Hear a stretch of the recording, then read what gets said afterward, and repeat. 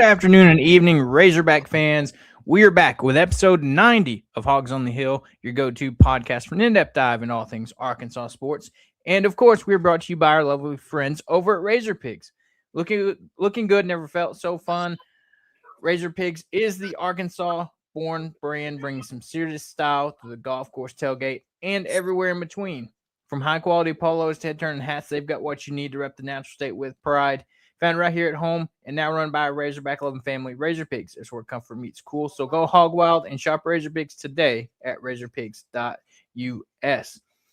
And our friends over at Scarlet Letter, Arkansas's very own handcrafted spiked seltzer. You can check them out today. And if you are in Northwest Arkansas, check out the Core Brewery Tap Room, where you can get Scarlet Letter and all of its various flavors. Well, guys, the time is finally here. We previewed and talked about it a little bit on Sunday. March Madness is here. Arkansas's first round game is tomorrow. We'll get to that here in a little bit. We'll cover some baseball before we dive into our big-time preview with Arkansas and Hawaii and talk about some of the other first-round matchups, especially concerning some of the other SEC teams that are in the tournament. But, you know, it's game day eve of the NCAA tournament starting. Yes, you got playing games that happened last night tonight, but the tournament officially really starts tomorrow. How are you guys feeling about this? It's the best weekend of the year starting tomorrow, so I am pumped for it. I've already got a multitude of brackets filled out. Some of them a little bit more realistic than others. I am a sucker for the coin toss bracket just to see how they turn out. But yeah, I'm pumped for it. Yeah, I don't like the multiple bracket thing. I think you got to have one bracket and live with it. The filling out multiple things is like, oh, well, I really picked this game. Not really. You picked it multiple times in 3 different brackets. So, yeah, I mean, it is what it is. You got to pick one. Throw the rest of them away. Show me your best. So in my defense, if I go pull my ESPN account right now, I have Zane Real 1. Okay. Then I have a whole bunch of the smart bracket, quick fill, random quick fill, weighted by seed quick fill. So in terms of me actually sitting down and picking a bracket, I have 1. I also have a Razorback home run bracket that sometimes is not the most accurate, but I have 1 go-to bracket. I just felt others for fun because I love to see that. Have you got to the point to having your dog make a bracket yet? No, but I should probably get to the point where it's like holding up like 2 balls, like, hey, Opal, which ball? Okay, so this team, got it. Yep. Might do that. Also, honestly, you've met Copper, my dog. I don't think she's smart enough to even know. So, yeah, that would be definitely interesting to see who makes it to the finals. But yeah, so we'll talk a little bit about Arkansas's first matchup here in a little bit, but we'll dive into some Arkansas baseball first, as they had a 2-game midweek series this week versus Northern Colorado that came to town. Arkansas takes care of business in both games. On the game on Tuesday, the St. Patrick's Day game, Arkansas, of course, wore the traditional St. Patrick's Day green hats. You know, one of my favorites to see them wear, that they wear once a year. But Arkansas took care of business, 13-2 win. You know, had the game in control. You know, they went down 2-0 early in the game, come back in the bottom of the first, tied it up, and didn't look back from there.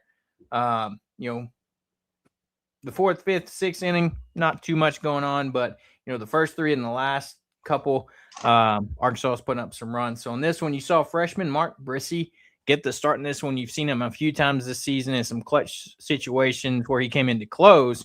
Well, Dave gave him the opportunity to get the start in this one. He went 2 innings, allowed 2 hits, 2 runs, both those runs earned, 2 walks, 2 strikeouts against 10 batters through 46 pitches. Then you had Steele Eves come in relief for an inning, 1 hit allowed, 1 walk against 5 batters on 17 pitches.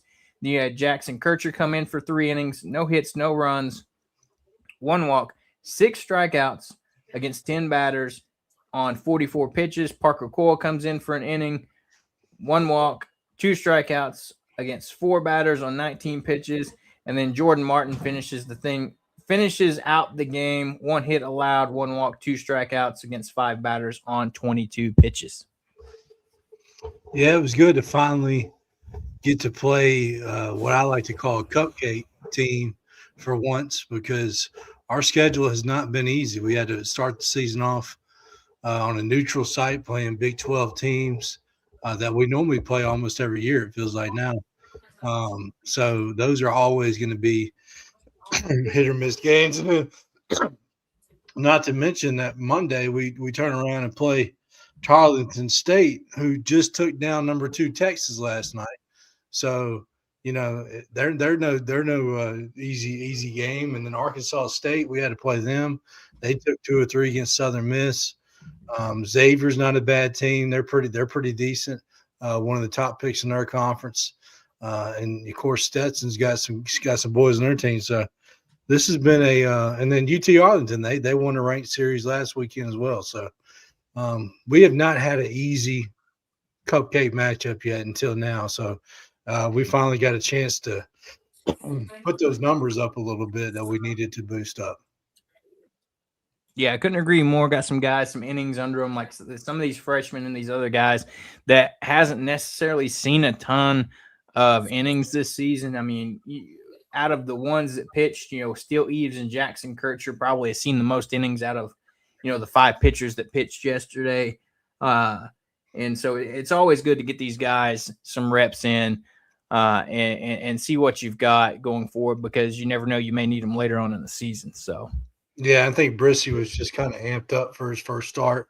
He kind of settled down there after the first few batters, after they got to him a little bit. But other than that, everybody looked pretty, solid, especially Kircher pitching 3 innings, throwing a good solid 95 up there. So it's good to see guys do what they're supposed to do against an opponent like that. 100%. And then you flip to the offensive side. Again, Arkansas puts up 13 runs in this one. And, they definitely started this one off with a bang. First batter of the game, Damian Ruiz, home run, puts it over the wall to get to start working on getting a couple of those runs back for the game. He goes 2 for 3, 4 runs scored, 2 RBIs, walked 3 times in this game. Camden Kojal, 2 for 3, 3 runs scored, 4 RBIs, 2 walks. Ryder Helfrich, 2 for 3, 2 RBIs, 3 walks for him. Zach Stewart, 1 for 5, not the best outing for him. Micah New, 0 for 4. Carter Rutenbar got the start at first in this one, 1 for 4, and a walk for him. TJ Pompey, maybe that home run last weekend was just what he needed to get going, because he's kept his foot on the gas in the game yesterday. 3 for 5, 3 runs scored, 1 RBI. Just continues to see the ball well. Nolan Souza at second, 1 for 3, 2 runs scored, walked twice. Landon Schaefer got some action in this one, the freshman in right field. Went 0 for 3, scored a run, walked twice. And it seemed like, for the most part, other than, a couple guys there, everybody seemed to be hitting the ball well. And it's like you mentioned, finally a team that we can play where you can kind of get guys a little bit more confident in seeing the ball, getting some hits, and, hopefully get them trending in the right direction. Yeah, it's good. I mean, Ruiz, man, he was just due. I mean, he hit that ball off the wall that they called a home run at first against Mississippi State. So if you felt like he was finally due for a home run, and he finally got one. So happy to see that for him.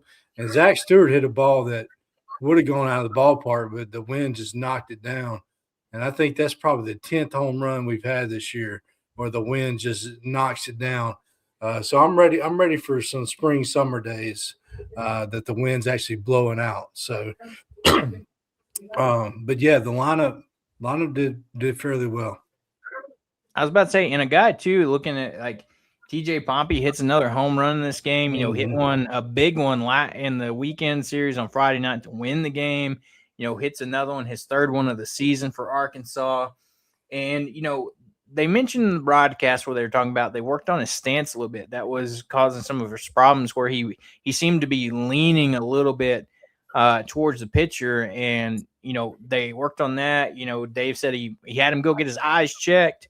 And, whatever they did seemed to be working. He came in, got that big home run against Mississippi State. Of course, that gives you some confidence that he was inserted defensively. Wasn't sure if he was going to even get the bat then Mississippi State tied it up, and then he got the opportunity and then just ran with it. And now you see him kind of, continuing that play that he got. So, maybe this is the Pompey we're going to start seeing, and, he's starting to get going. Yeah, sometimes all it takes is one swing of the bat to get your confidence back, and because baseball is all a hot and cold game. You're hot at the plate or you get cold. You go back and forth. And kind of like basketball. You have a game of runs, and it's kind of like that at the plate where you can get hot at the plate. So he seems like he's heating up. I think at some point today he was hitting. I think his average was up to 258. That's incredible to think where he was just last weekend at like 190, I think it was. Right. The next guy we got to get going that I think may need to tweak his batting stance a little bit is Carson Brumbaugh. I don't think, they even talked about this when he tried to put that bunt down against Mississippi State, that he was too far in the batter's box. And you can't be back in the batter's box trying to lay a bunt down because your goal is to put it into play. And, he was too far out, and then you saw what he did. He hit it foul and struck out. So I think that's probably the next guy they're going to try to start working on. But it'll only be in midweeks. I don't think he's going to see much action on weekends anymore.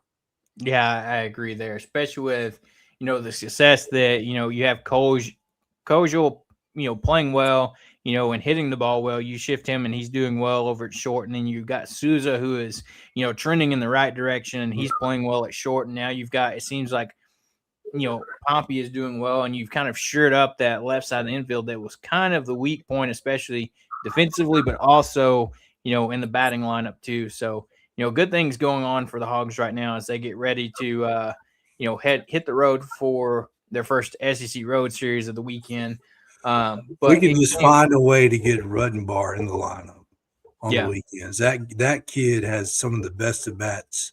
All he does is hit the ball or take a walk. I'm telling you, he sees the ball very well. So I mean, he'd be a good option to pinch hit, but man, if we can get him in the lineup, that's huge. Hey, he's got options. You've seen Dave throw him in right. You've seen Dave, put him at first. Depending on what's ever going on. If you have some issues with Aloy or Stewart, you got a guy you can throw in right field. So, in today's game, Arkansas wins 9-4. This game was pretty much in hand until, Northern Colorado tried to make it interesting late in the 8th inning, scoring 4 runs, but Arkansas shut them down and took care of business to still get the win here. You saw Peyton Lee get the start, freshman. We saw him against Charleston State in the opening weekend, did well, came out. His next outing in a midweek game did not do well. Kind of almost a 360, and hadn't really seen him much since then. Well, Dave gave him another opportunity today, and he showed up and performed pretty well. Went 5 innings in this game, allowed just 1 hit, no runs, 3 walks, 6 strikeouts against 18 batters on 75 pitches. Then you brought in Tate McGuire for an inning of relief, no hits, no runs, 1 walk for him against 3 batters, 10 pitches thrown. Cooper Dossett came in for an inning, no hits, no runs, no walks against 3 batters, 10 pitches for him. Joey Lorenzini, this is kind of where things started to get a little tricky for Arkansas in that 8th inning. Didn't even make it out of the inning. 3 hits allowed, 4 runs scored against 4 batters, 13 pitches thrown. And then Luke Corneliuson, the final 2 innings there, 1 hit allowed, no runs, 1 strikeout against 7 batters on 32 pitches. Yeah, I mean, it was good to see Peyton Lee get some get another good game because, he had that good start against Tarleton, and then he got pretty hammered against Arkansas State in his next start. So we hadn't seen him since. So it was good to finally see him get a chance to get his confidence back going. And so he pitched really well, got the win. The other guys in the bullpen pitched good. I hate it for Lorenzi because he's a good left-handed arm. He pitched really well in the spring and the fall. But, he kind of got put in the back burner because we got so much talent on this pitching staff. And that was only his 2nd game to come out, and he got hit pretty hard. So I hate it for him because that probably just means he's probably not going to pitch, if at all, much anymore this year. So, but we luckily we had a pretty good lead at that point. We probably would have run rolled again if they didn't give up that 4 spot. But it is what it is. Yeah, you may see him get some opportunities in some midweeks later on in the season, but other than that, yeah, like you said, just a guy that looked really good in the spring, and not sure if it's just freshman jitters or getting amped up, like we talked about a little bit about Brissy, but so far his the two guys in transplant Texan, we're talking about Joey Lorenzini, a freshman, big left-hander that came in, but he is a guy that is extremely talented. We've seen that, and we know sometimes it'll take a little bit for some guys to develop, and so but he may be one of those guys that struggles a little bit this year, has a good offseason next year, and comes in ready to contribute. So, and like Hop said, we've got the depth there where it's not worst case scenario that he's not performing well. You've got other guys that you can lean on and count on. And, if you get some opportunities in a midweek game to put him in and get him some more experience, great. If not, it's not the end of the world there. So, yeah. It just there's so many good arms in that bullpen. Like who's the guy that pitched right before him, the freshman? Trying to remember his name off the top of my head. You mean after him? Well, him too. Before him, it was Dossett. Dossett, and then there was another guy that pitched, or he pitched last night.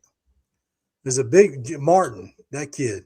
Oh, Jordan Martin. Yeah, I think he pitched last night or today. I can't remember. He pitched an inning last night. Okay, yeah. I mean, he's going. When the 2 innings I've seen him pitch this year, looks very solid. So I wouldn't mind him getting a chance to start a midweek game. We'll see, but that kid looks like he's got it. Yeah. And then offensively, kind of the hot hitting continued in this one. Damian Reeves continues to do his thing in that leadoff spot. 2 for 3 at the plate today. Scored a run, 2 RBIs, 2 walks. Camden Kogel, 2 for 3, 3 runs scored, a walk for him. And then late in the game, you saw Alexander Peck come in at second base to get some playing time as well. 0 for 1 at the plate for him. Kahio Aloy, you saw him back in action today in the DH spot, go 2 for 5. Scored 2 RBIs. Zach Stewart, 2 for 4 today, 2 runs scored, 1 RBI, 1 walk as well. Carter Rutenbar, 2 for 4 with an RBI and a walk. TJ Pompey, over 4 today, but did take a walk. So, not the best day at the plate for him. Reese Robinette, 0 for 2, 2 runs scored, RBI, 2 walks. Carson Brumbaugh, 0 for 4, so still struggling at the plate for him. Christian Turner got the start in left field today, 1 for 3 for him. He scored a run, 1 RBI, 1 walk. And so, you're getting some of these other young guys, some action. Christian Turner, we know, a guy that's Dave likes to put in some defensive situations, whether it be left or right. Kahio back in the lineup, getting him some action, as he's a guy that Arkansas needs to kind of get back going. He started off the season pretty hot, cooled off a little bit, and we need to get him back on track. But, it was good to see Rutenbar, like you mentioned, continuing to get action, continuing to go out there and perform. Getting 2 hits today, taking another walk, like we said. That's all the kid does. He goes out there, has great at-bats. He's either going to hit the ball or take a walk. He's not going to strike out just a ton. No, and he does swing and jump, man. He's got very good eye up there. I could definitely see him just sliding right into the catcher spot next year when Helfer's gone. So yeah, it's I don't know. They're trying him out at first base, and I can't help to think, but that may be your next move if Robinette can't start going, because Robinette's been on downhill slide. He's down to, I think, hitting 270 at this point. So if he can't get it going, you may see Rutenbar playing first some weekend days. I know Robinette's really good on the field, so we'll definitely have him out there and in moments that matter. But Rutenbar is definitely going to get some at bats on the weekends. He's just what is he hitting, like 360 or something like that? He is. I think the game that he got 4 hits in, he was hitting cleanup on a weekend day. So 357. yeah. So you just can't have a bat like that and not be in the lineup, especially when your offense isn't on the levels of Georgia and Mississippi State and all those guys. So we got to have his bat in there somewhere. So we'll see as the season goes. I don't think we're going to need it as bad this weekend who we're playing against, but we'll see. Right. Yeah, and looking forward to that a little bit. We know Arkansas heads on the road for the first time in about a month, and it's their first SEC road series, and they head down to South Carolina to take on the Gamecocks, and they're a team that not projected to be good this year. Sitting at the bottom of the conference, got swept by Florida last weekend. Like you mentioned, not a ton to worry about, but still something that still a series Arkansas needs to go on the road, not look past, and just take care of business. Yeah, baseball can be a funny game. You sit there and think you're going to just walk in somewhere and take three games from somebody on the road, and you never know what's going to happen. But at the same time, nobody has the pitching that we do, but maybe Texas, and that travels. So I feel very confident we can go in there and take 3 games this weekend. We should take 3 games with how they've been playing. You never know in baseball. They may run into a good game and beat us, but I feel very confident that our 3 starters are going to shut them down, and then our bullpen, of course. So offense may get going too. This is a ballpark we've actually hit very well in over the history of our time there. You remember hits like Robert Moore had, where they were saying Oompa Loompa, and he just destroyed the ball. And then I can't remember. I think it was a couple of years ago. We went in there and swept them. I think we swept them there a couple of years ago. So, and the sad part about it is South Carolina is just, there's probably not going to be many people at that game either. That's what's going to be pretty sad about it, but that's just the state that program's in right now. Yeah. Yeah. So we did see South Carolina on Tuesday beat Jackson State 17-1 and 7 in it. Sorry, no, that was Mississippi State. Yeah, they lost to Charlotte. That's right. They lost to Charlotte. So, 11-8. So, they're putting up runs, but it doesn't seem like, they have the greatest of pitching staff. So, like you said, Arkansas goes in, of course, you're going to be Gackle, Dietz, Fisher again. And so, let them come in, get the series going, shoot for the Gackle Gibbler combo on Friday night. And then who knows, maybe some Dietz, McAvane. You've got a lot of options you can run into. And please, for the love of God, do not have us play at the same time as basketball. I just can't take that, man. I can't take my heart. This past weekend, I had so much going on with the baseball and basketball, doubleheader, basketball in between. Like, man, let me get a break in between. Well, we'll see what time Arkansas slides in on Saturday. Pending the win against Hawaii, not worried there, but just 3:25 tomorrow. Saturday's game is at 3:00. So now, if we can be in an early slot or a late spot, that would be great. You would think if Darius Acuff is playing, it's going to be prime time, but you never know with the TV and stuff. I thought we would be prime time playing the first day, and we're playing at 3:30 in the afternoon. If I had to guess, will probably be the early slot Saturday, 11 just o'clock? because the way Portland's set up, you have Wisconsin playing and then us playing, and then there's 2 games later in the night playing. But that would so just from I'm just thinking out loud here, just from my experience. Normally the 1 seed plays the early game.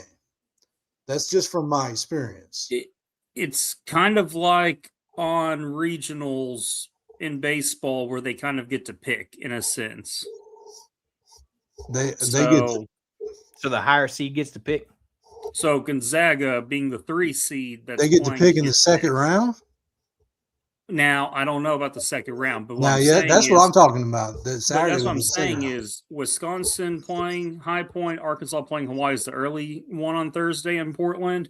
Gonzaga's game and whoever else is playing the other game there, they're the late game on Thursday. Gotcha. So it makes sense that they keep the early slot for the Saturday and the late slot then.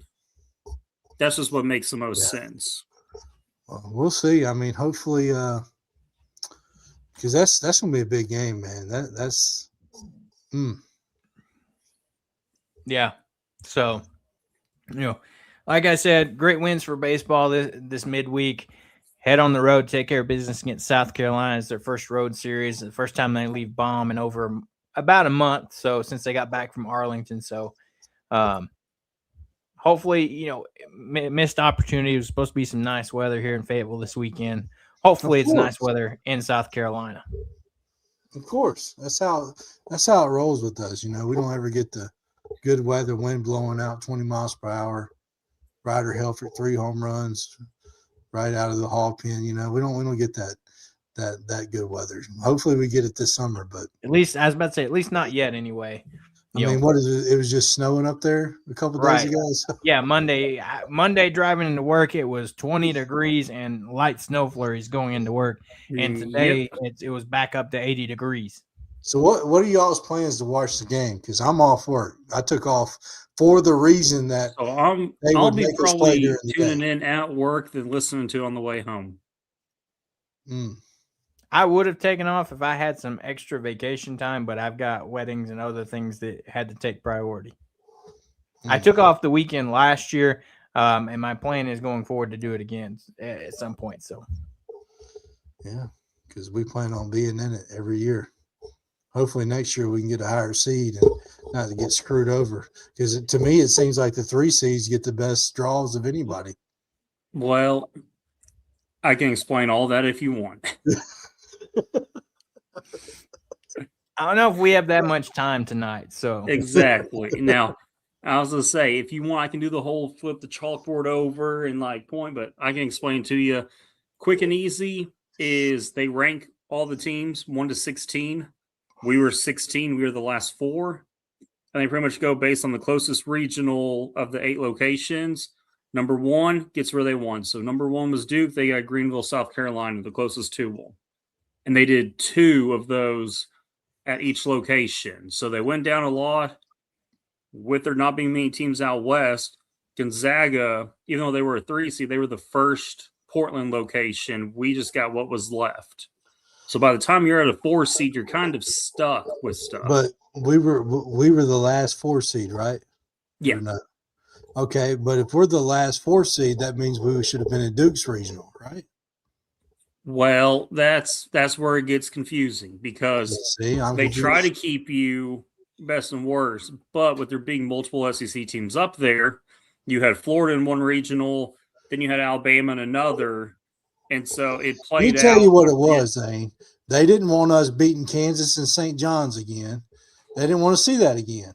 Hey, have you seen the big name schools that are in that region? I'm fine.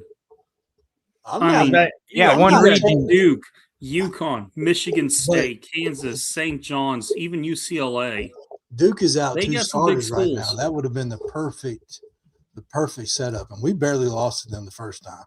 So I do not like the matchup with Duke. I don't like Cam Boozer. I'm not either. complaining. He destroyed us, but don't worry about it. You won't have to worry about it until the championship game. So, oh boy.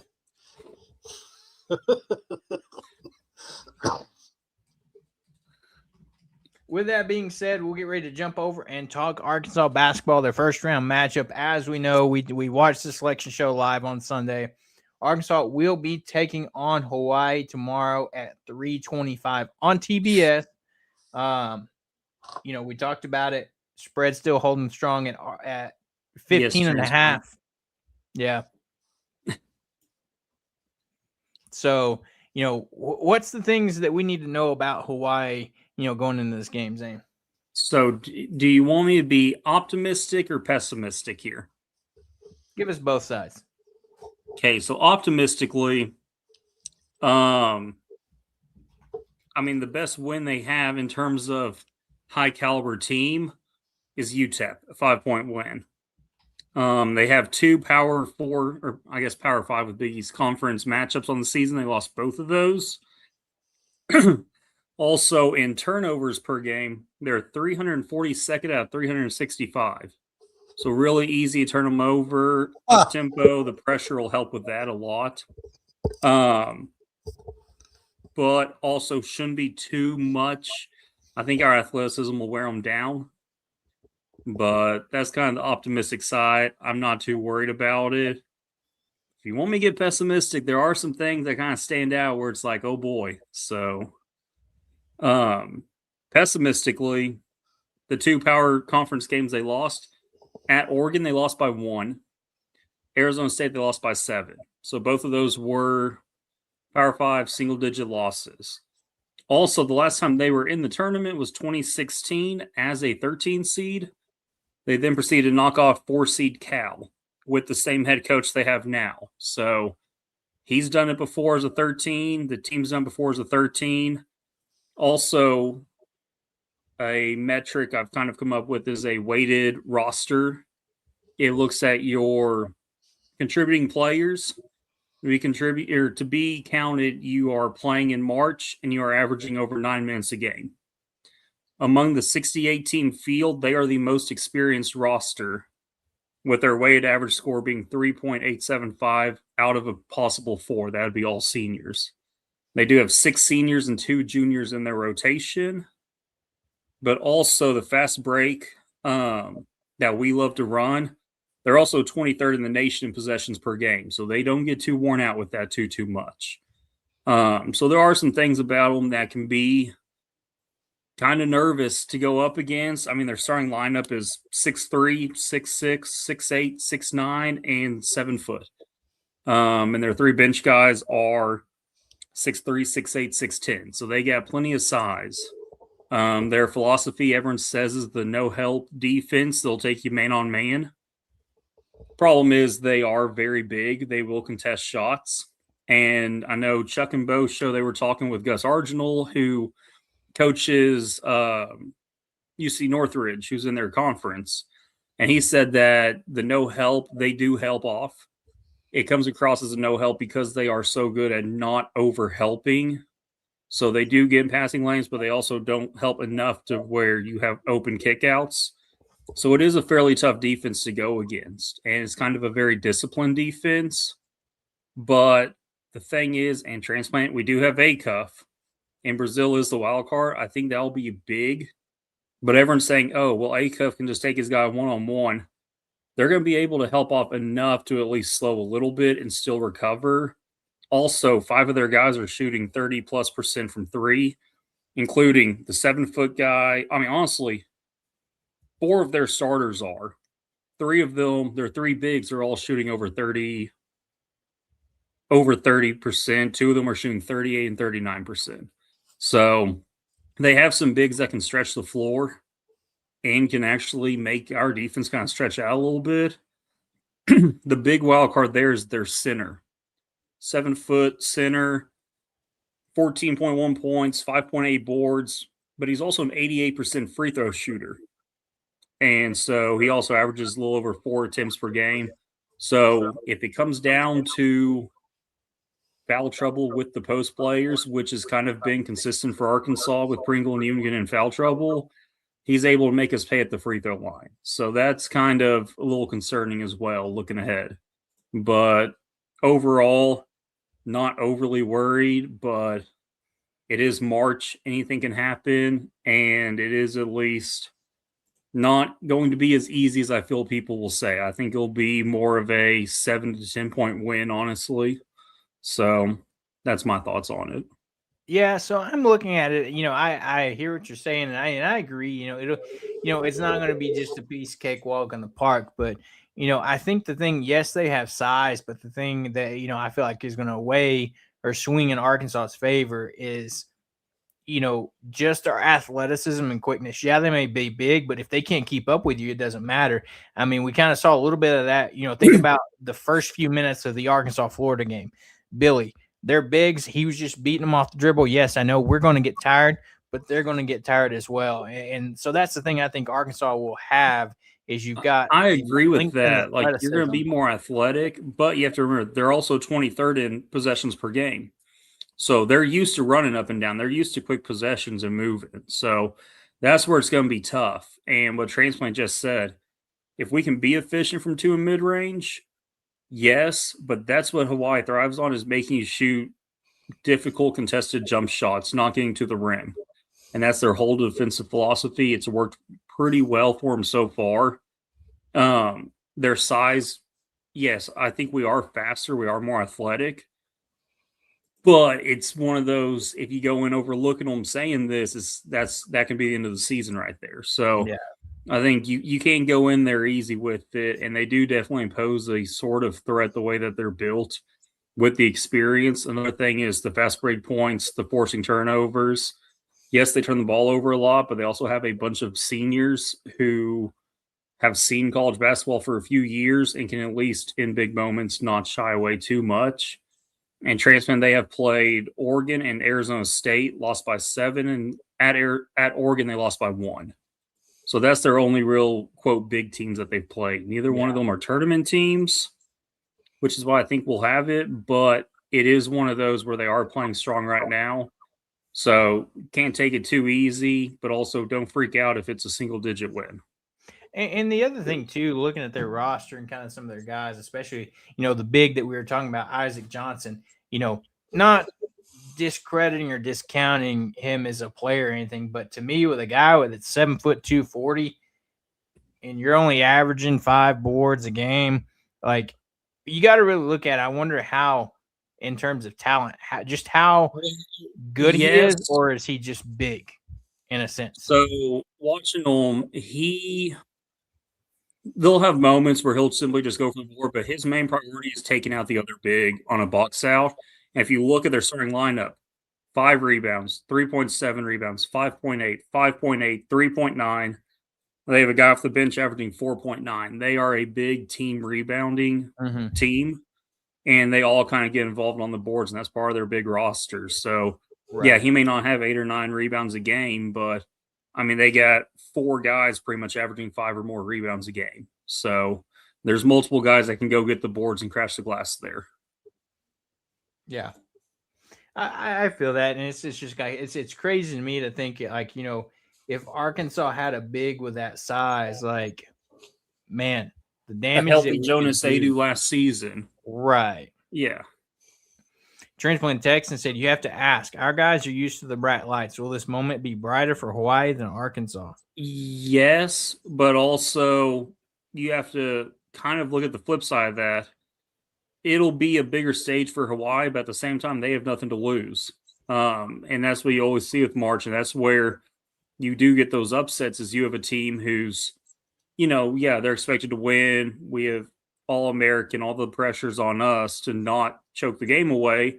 Hawaii's coming out with nothing to lose, trying all the new stuff and all that jazz. So that's where, typically speaking, that's where kind of the upsets come from is you have those teams with nothing to lose who just, hey, why not do this? And then it works out for them some. Yeah. Fair enough. I mean, it's going to be an interesting game. I know they've got Arkansas 15.5 point favorite. Like you said, it could be a 10 to 7 point game.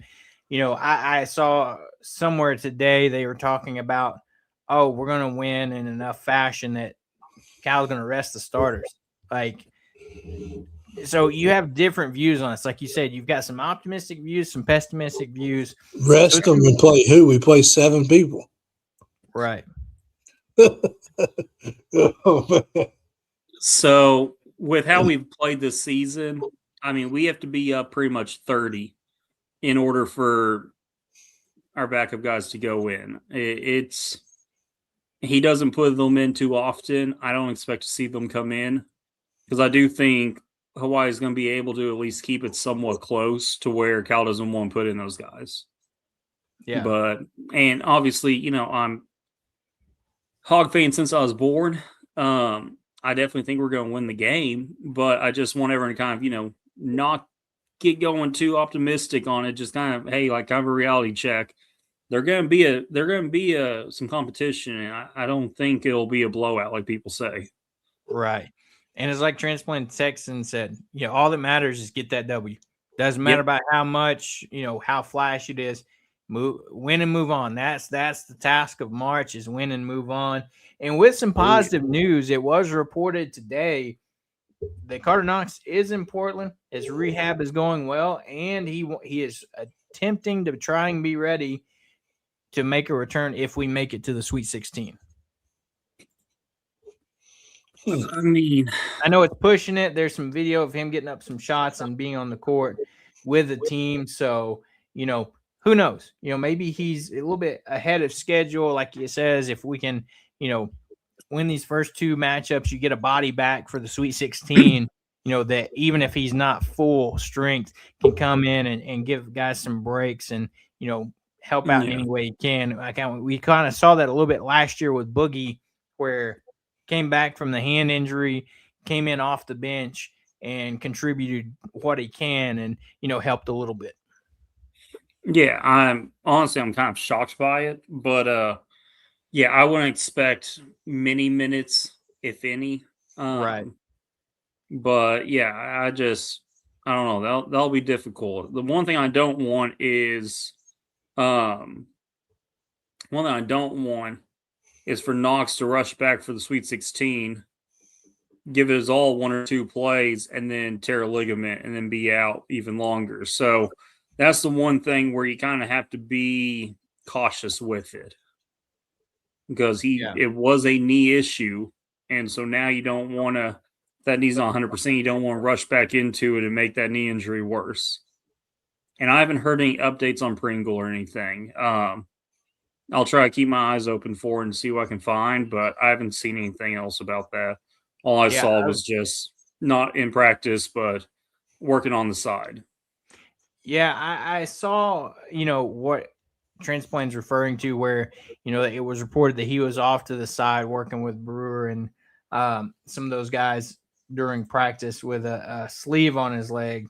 So, I don't know if that's coming from, a game in SEC championship or the SEC tournament in a whole, but we'll see what he's doing. Maybe it's just precautionary, having him, just take it easy. That way he's ready for the game tomorrow, which, we've seen these guys and we've seen Pringle himself be beat up a lot this season, whether him being on the sideline wearing, some type of back, support type of, whether it be a heating pad or some type of, rehab or like equipment like that. So, these guys, especially with the rotation being 7 men right now, these guys, they're going to get beat up. And I'm sure, hopefully it was a precautionary thing, because if it was anything, super crazy, I think we probably would have heard more about it.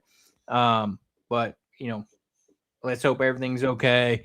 And, in case it is something that could, be a bigger issue, Cal's got plans in place already to, hopefully prep one of these other guys that can even just be a body and can come in and help out. So hopefully it doesn't get to that point. I haven't seen anything else on it, but like I said, I'll try to get some updates and see what I can figure out for everyone.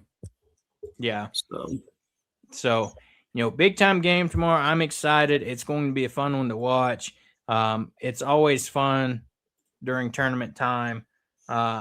So, I was thinking about the show today, and, with a little bit quicker, not as much to talk about, where, yes, we're covering, the game, baseball and March Madness, but before games tip off tomorrow, I thought it'd be fun for us to go through collectively as a group and make a Hawgs on the Hill bracket where we collectively agree, or 2 out of the 3 majority agree. Okay, yeah, that'd be cool. We're moving on and making a bracket and see how we do as a team. This is a team bracket here. So we're going to go ahead and just start. Hang on, let me get comfortable so I can actually think. Is this going to be on the bracket group too?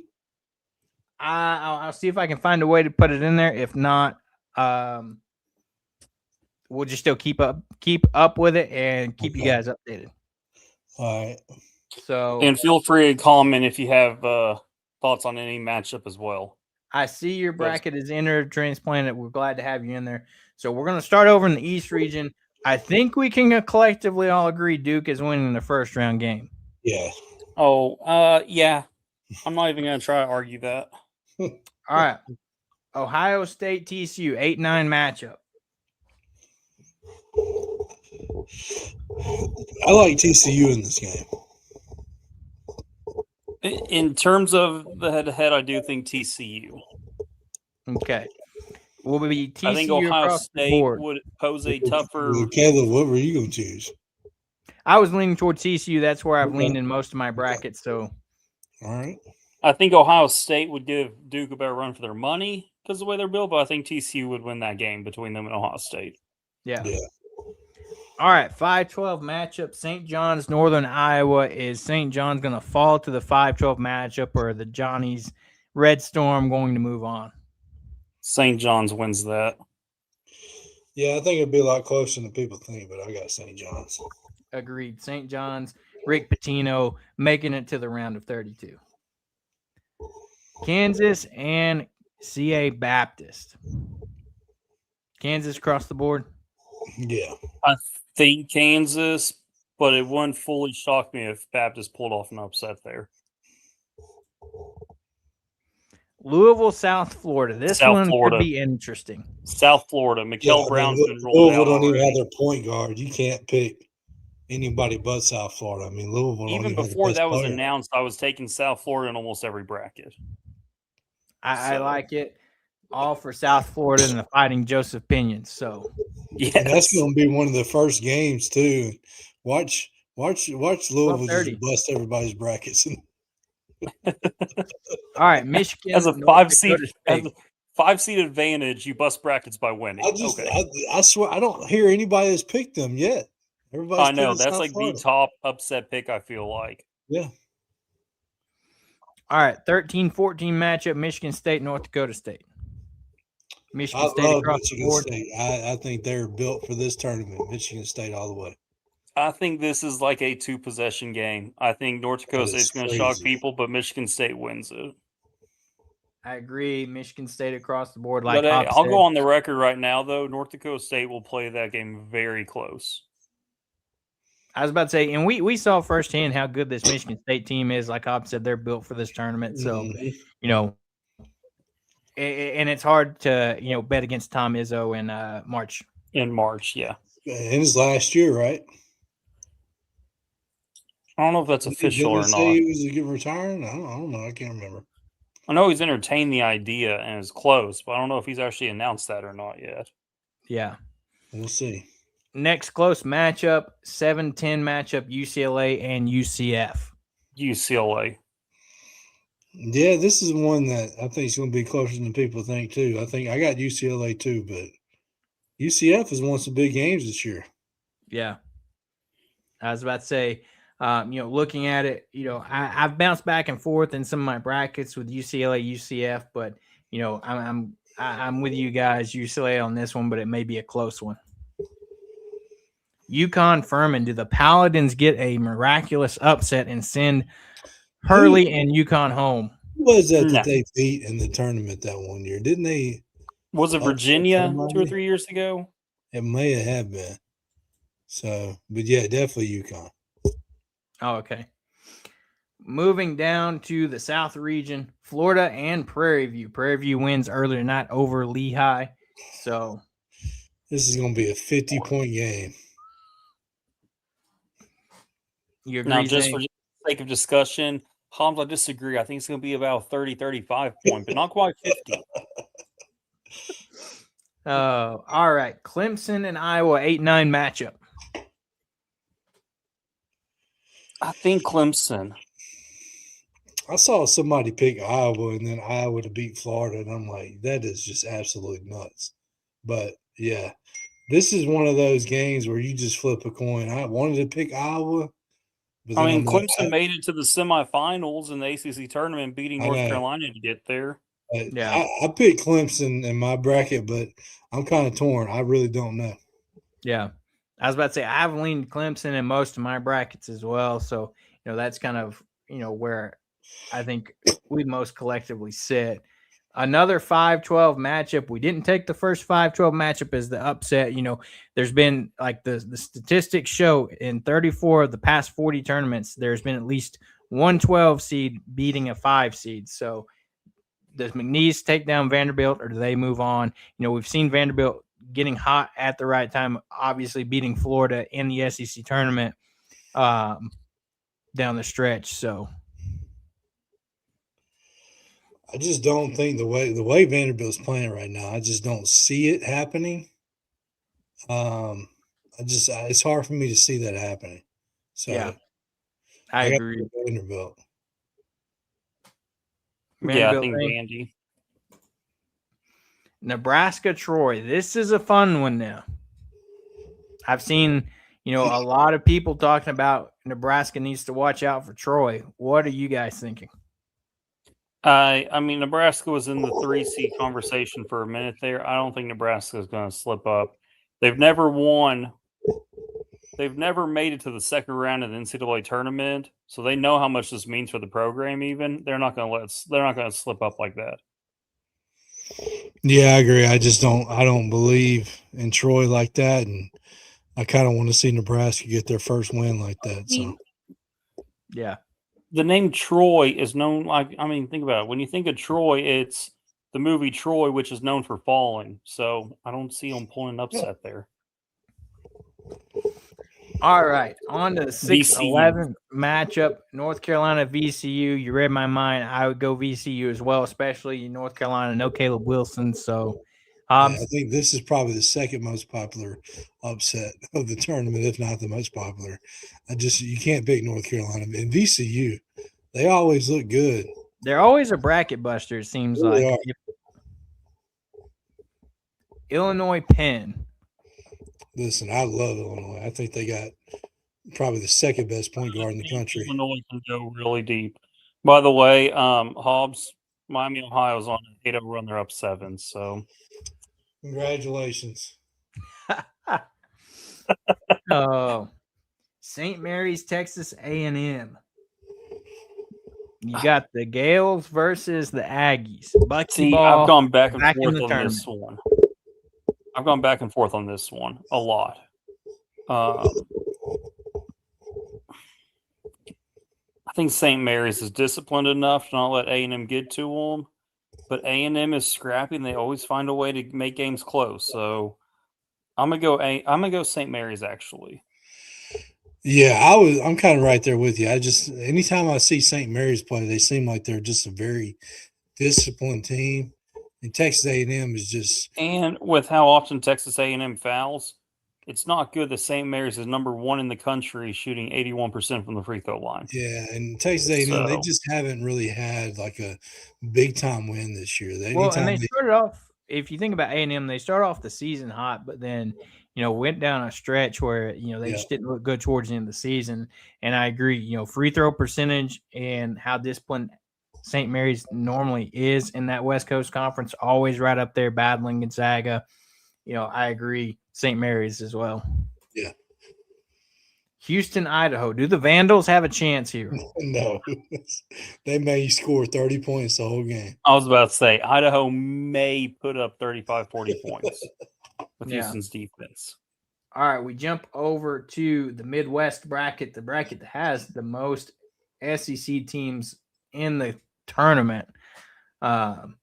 Michigan, Howard. We saw Howard get the win in the playing game last night.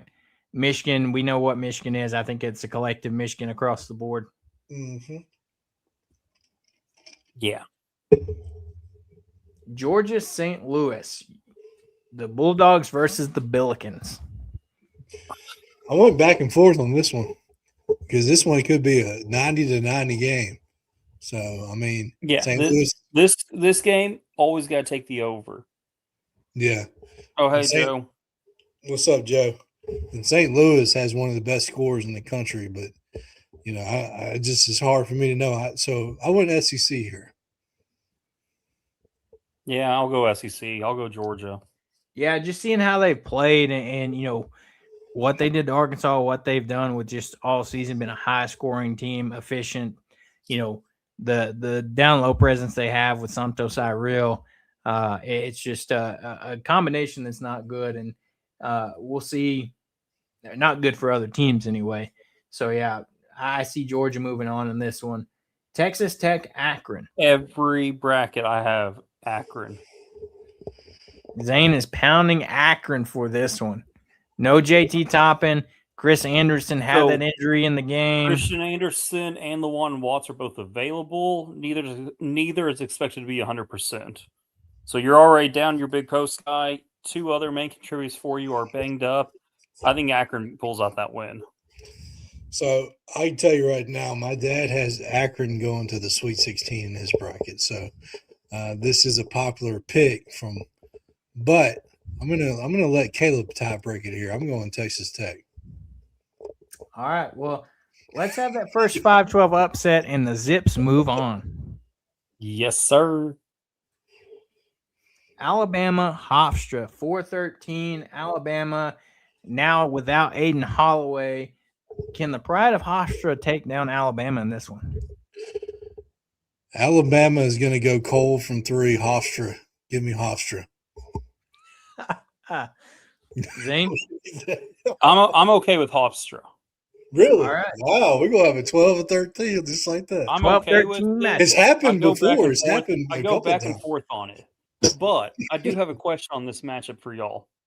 So I've done a mascot, which mascot would win bracket as well.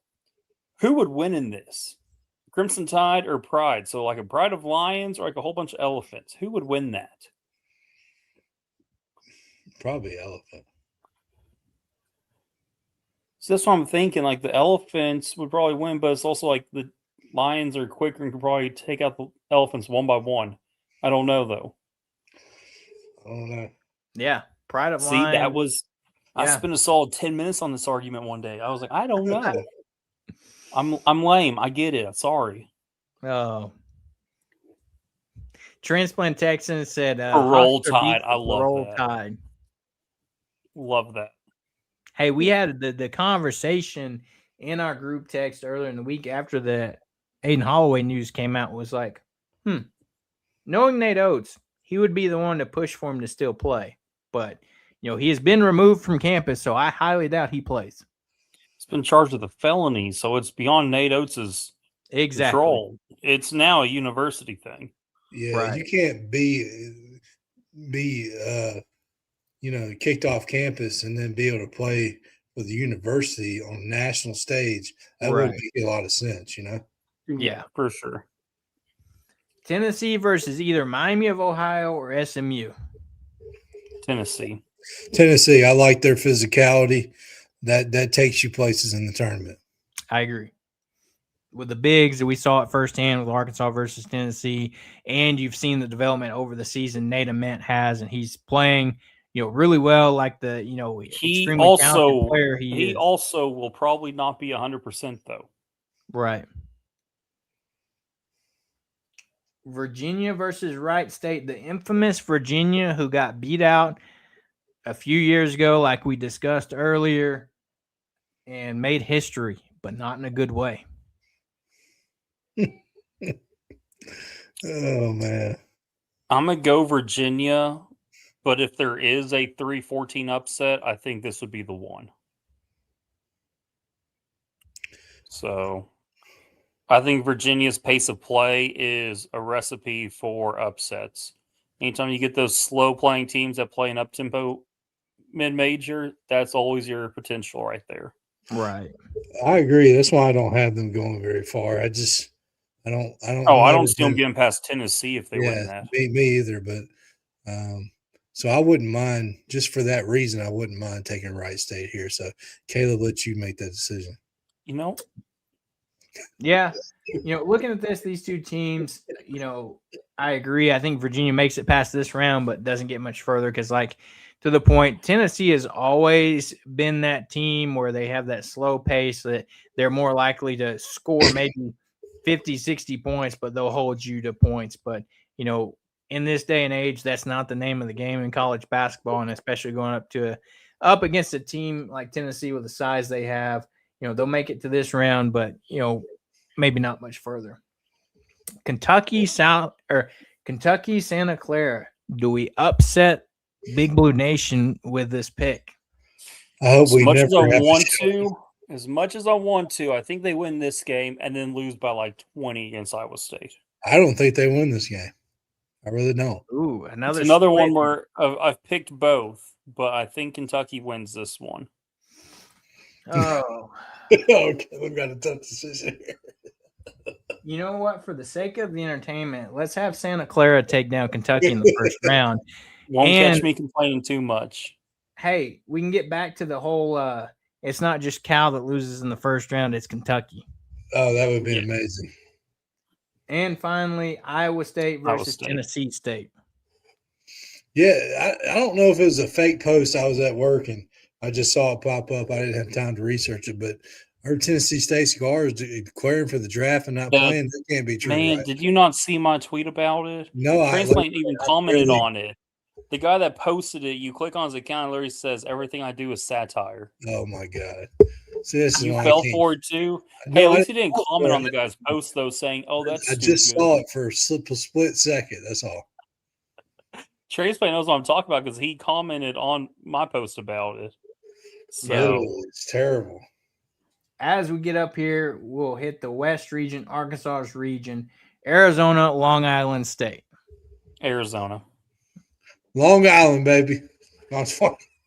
That would be great for us. Hey, but you know what? Arizona. Hey, Hobbs, I really like this idea of us just disagreeing and making Caleb be the Yeah, tiebreaker. just make it. Make it. I was about to say, what good does that do? Oh. All right, Villanova, Utah State.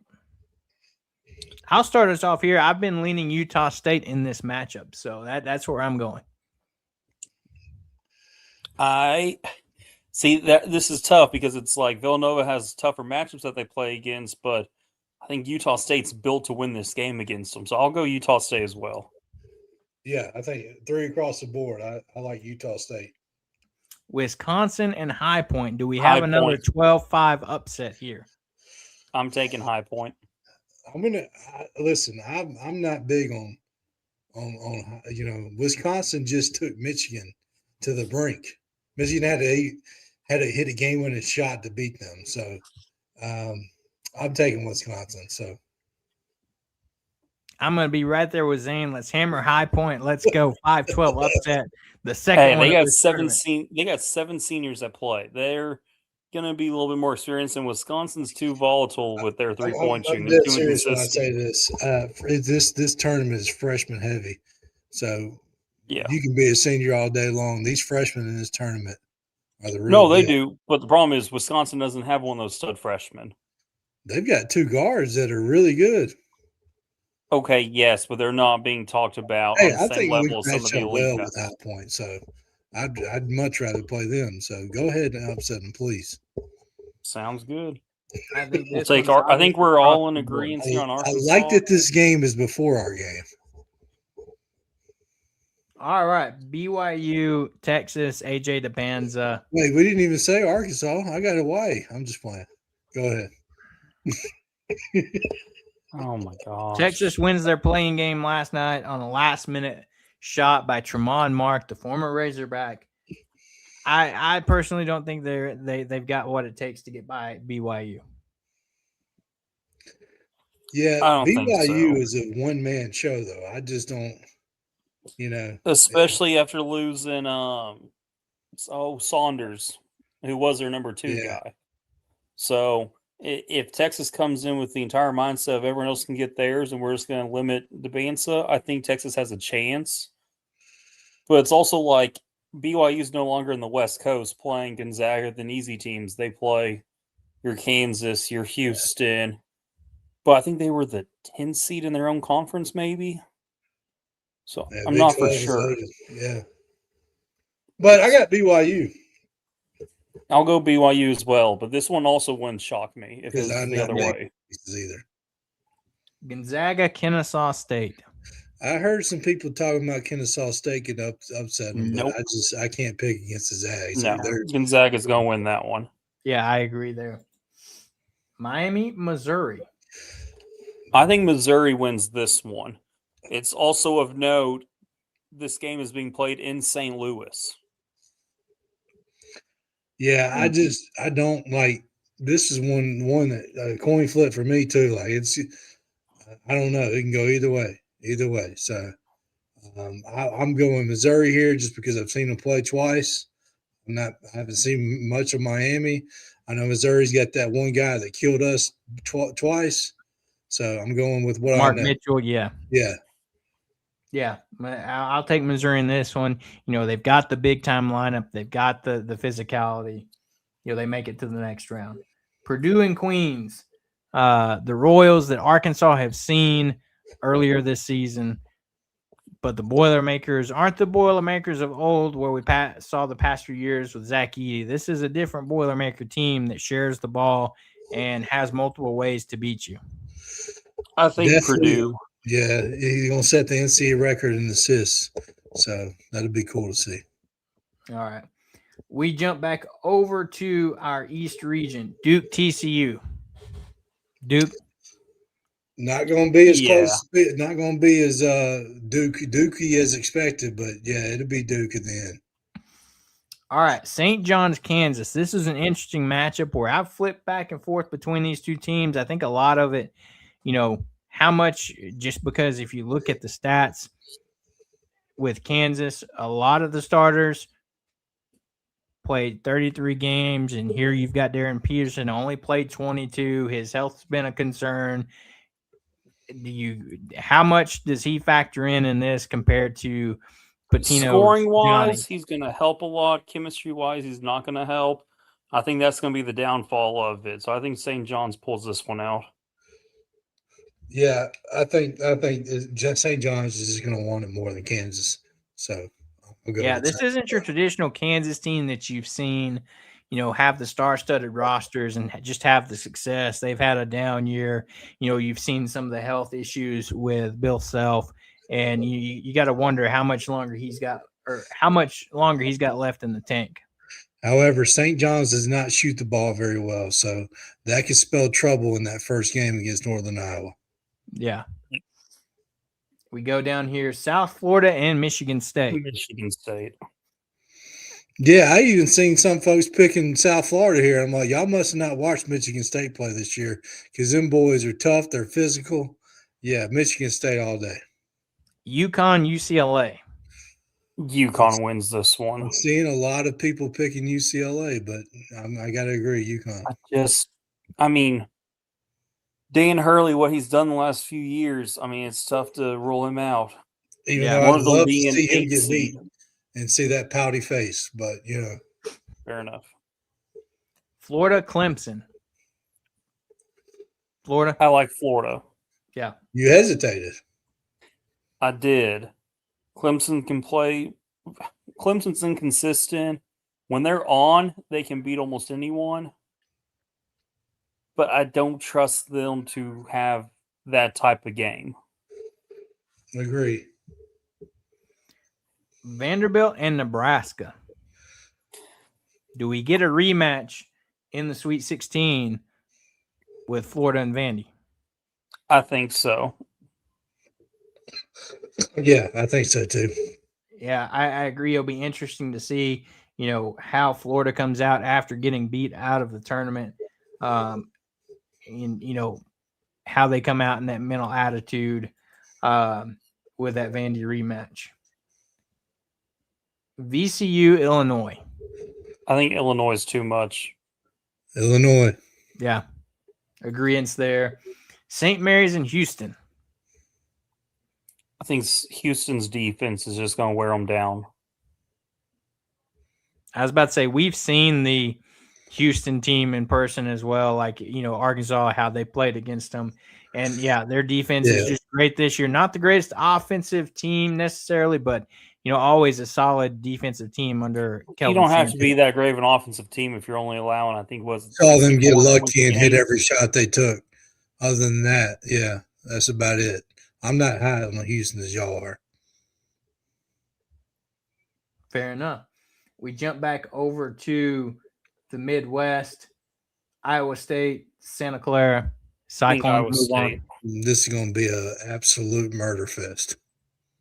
Yeah. Tennessee, Virginia. Wins this one. Tennessee wins this one, what, like 68-63 or something? Like, maybe. And then you'd have the Georgia St. Louis game that's 68-63 at halftime or something. So. Yeah. Akron and Hofstra, our 12-13 matchup. That's The it. Zips or the Pride? I'll take Akron on that one.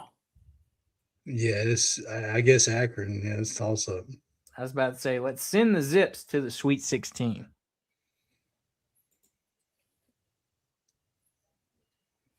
Doesn't matter Michigan, anyways because Michigan's going to kill them. Yeah, I can't pick Georgia to beat Michigan. I'm sorry, I can't do that. All right, Purdue, Missouri. Now, this is where what I said earlier comes in play. It's here in we go. St. Louis, Missouri. I could see Missouri having the size to maintain with Purdue and that home crowd advantage kind of coming in handy. I can see Mizzou pulling this upset off. But you talk about it all the time. Experience. These guys for Purdue have played with each other forever. You're right. And Mizzou is also very experienced as well. The experience with losing, Purdue's winning. Okay, but still. Am I deciding Mizzou, this one or are we going? I guess. Are you going Missouri, Zane? Yeah, I'm going Missouri. All right. Well, I'll tie break us and send Purdue forward. So, Thank you. BYU, Gonzaga. Gonzaga. This is an old conference rivalry here, Gonzaga. Yes, it is. The Zags move forward. Arkansas and High Point. Well, we will take Arkansas here. Go ahead. Arizona, Utah State. That's going to be Arizona. Boy, I hope and pray Utah State would win this one, but yeah, it's probably going to be the Wildcats. Yeah. Yeah. All right, back over to the East, Duke and St. John's to go to the Elite Eight. This is where I think that youth comes into play. I think St. John's can pull it off. I don't know if Duke is so banged up. I don't know if their point guard is going to be able to be back for this game or not. I don't think he's expected back the opening weekend, which I think this would be the second weekend. So I don't know for sure. But then again, I don't have confidence that St. John's can just shoot the balls well enough to just say St. John's, because I got plenty of faith in Boozer being able to do his thing. But I got Duke here. Yeah, I'm going to go with Duke and Boozer. St. John's inconsistency shooting, and, we've seen some struggles from them. So they did, however, win their conference tournament and take down UConn. So that is something to consider. But that's true. All right, Michigan State, UConn. Izzo or Hurley?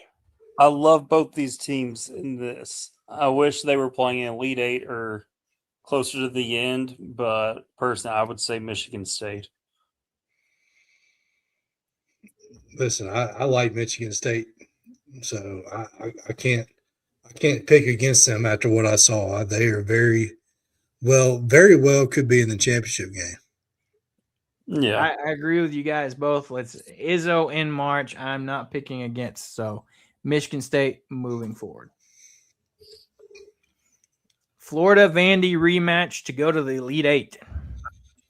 but throttles Vandy here as a pay. What was that? I think Florida just throttles Vandy, beats them by 20 plus. Your first number one seed goes down here, in my opinion. But what do you say, Caleb? Just from what I've seen, and I think Florida might have revenge on their mind, I'm going to take Florida, move on. Illinois, Houston. I think we're going to disagree on this one. What you think? I'm actually going to go Illinois here. Really? Because of their size. Well, look at that. I can't believe it. Yeah, I'm not a believer in Houston. I'm a big believer in Illinois and their ability to score the basketball. And it also wouldn't shock me if Houston does pull this out because their defense is good. That's and if they true too, but if they beat Illinois, I think Houston would lose to Florida. Although we have, I think Illinois has the size to also beat Florida. I Yeah. was about to say, yeah, let's move Illinois, the Illini on. We jump over back to the Midwest. Tennessee, Iowa State. I'm going to go Iowa State here. I was about to say, I agree. Iowa State's been so good, and I think Tennessee's, not luck, but they run out of gas. They run to a matchup here that's really tough for them. Yeah. Michigan and Akron, the Zips and the Wolverines. Michigan just There's no way I could pick Akron. Oh. All right. Gonzaga or Purdue, the Zags or the Boilermakers? I think the Zags. No, I'm going Purdue. I'm not as big of a believer in Purdue as you are, Hobbs. I was about to say, I'm going to side with Hobbs on this when we move Purdue on here. Oh, here we go. All right. Arizona, Arkansas. Plenty of people are taking the Hawgs and Darius Acuff to take down the number 1 seeded Wildcats. Yes. What are we thinking, fellas? I think if we're going to beat a 1 seed, this is the one we match up best with. I'm really not against picking Arkansas. If I'm being realistic, obviously optimistic, absolutely. Realistically, hey, this is I do an think Arkansas can show. do it. We are going to hammer Arkansas. Let's go. Dang, I didn't even get to pick. Thank you so much. You didn't have to. All I'm going to say is the winner of that game wins it all. That's all I'm saying. Okay. All right. For a shot at the Final Four, Duke, Michigan State. I think Michigan State takes advantage of Duke's youth here. Duke did go in there and beat them in their own backyard earlier this year. That's when they were at full strength. They're not at full strength anymore. I got Michigan State. And Michigan State's only gotten better, too. Agreed. Izzo to the Final Four once again. Good way to end his career if he does retire after this year. All right. Florida and Illinois. Illinois got the size. Florida's got the size. I think Illinois has enough size to make that no longer an advantage for Florida. I'll take Illinois' guard play right now over Florida's inconsistent guard play. I'll take Illinois. Yeah, I mean, these are a lot easier than I thought they were going to be. I got Illinois too. Yeah, the inconsistencies from Lee and Boogie compared with the experience and talent of Illinois.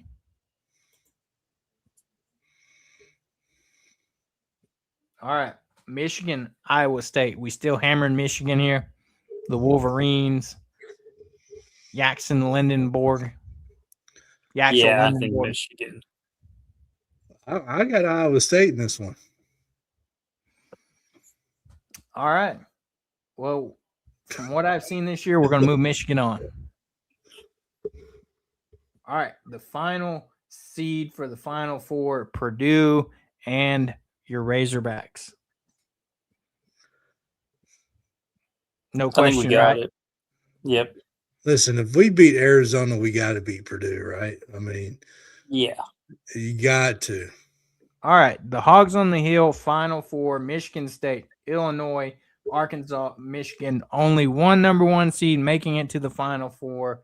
Michigan State, Illinois, who is headed to the championship game? I think Michigan State. You know what? I actually have this matchup in my bracket in the Final Four, and I've got Illinois winning it, so I'm not changing it here. Let's go, Izzo. Okay, Caleb, tiebreaker again. Right, Izzo to the championship game. Are we going to see? I mean, both these games, I guess, technically would be a rematch, but does Arkansas take down Michigan to get another shot at Michigan State, or does Michigan play Michigan State for a rivalry championship game? We made it this far. Like we said, if we make it this far, are we going all the way to the championship game? Yeah. I mean, y'all already picked us to beat, in my opinion, the best team in the tournament. So just keep it going. All right. Might as well put us agreed to win it all. Now, I'm not picking against us if we're in the championship game already. Go ahead. All right. What's our tiebreaker on points? First game was 66-69. Both teams have gotten more efficient. I'm going to say 78-73, so 151. Okay. Yeah, that's fine with me. All right. According to us, Hawgs on the Hill, we're winning the national title over Michigan State. I'm in. Oh, what a crazy thing that would be. There we go. Now we'll see how accurate we are. So I don't know what the odds are on this, but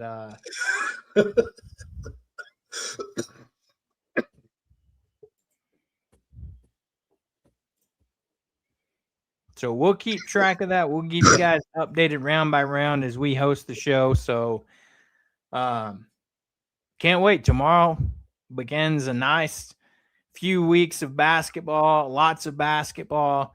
I can't wait to watch it all and,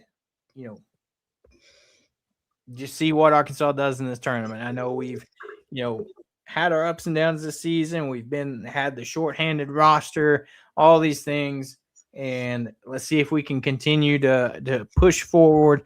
We win the SEC tournament. Arkansas hasn't done that in quite a while.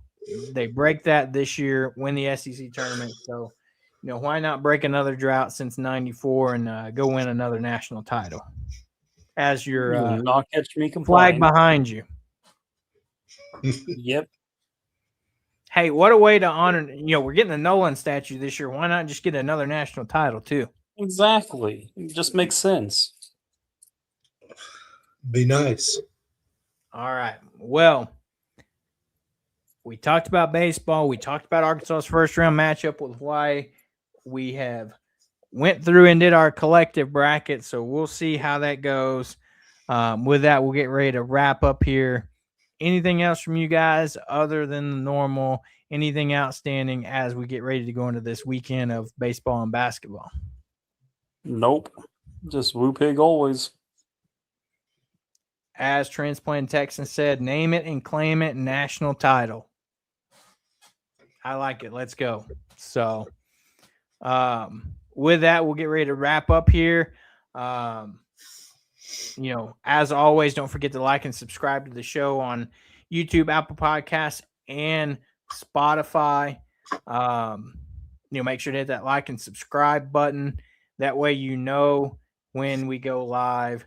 A little bit earlier show this week as Arkansas does play tomorrow, 3:25 on TBS in Portland, Oregon. Team traveled out yesterday, had one day at home and headed to Portland. They talked to Brazil. He said not much time to do some laundry, but hey, we're here. So, they're already there getting some shots up at the arena, but also at the Trailblazers practice facility. So, they're getting ready to go, and we'll be ready to watch them tomorrow. Like Transplant Texan said, like and share. I appreciate it. And we'll get ready to wrap up. Everybody have a great rest of your weekend. Enjoy all the basketball. Get ready to cheer on the Hawks tomorrow. Watch some baseball Friday through Sunday while balancing watching basketball as well. With that, we'll wrap up the show here. We'll see you guys on Sunday to talk about the first two rounds of the tournament, recap the baseball weekend as Arkansas heads on the road for their first road SEC series. And, hopefully it's a positive mindset on Sunday as we come in here to talk about all these things. So with that, everybody have a great weekend, and we'll see you on Sunday for our Razor Recap.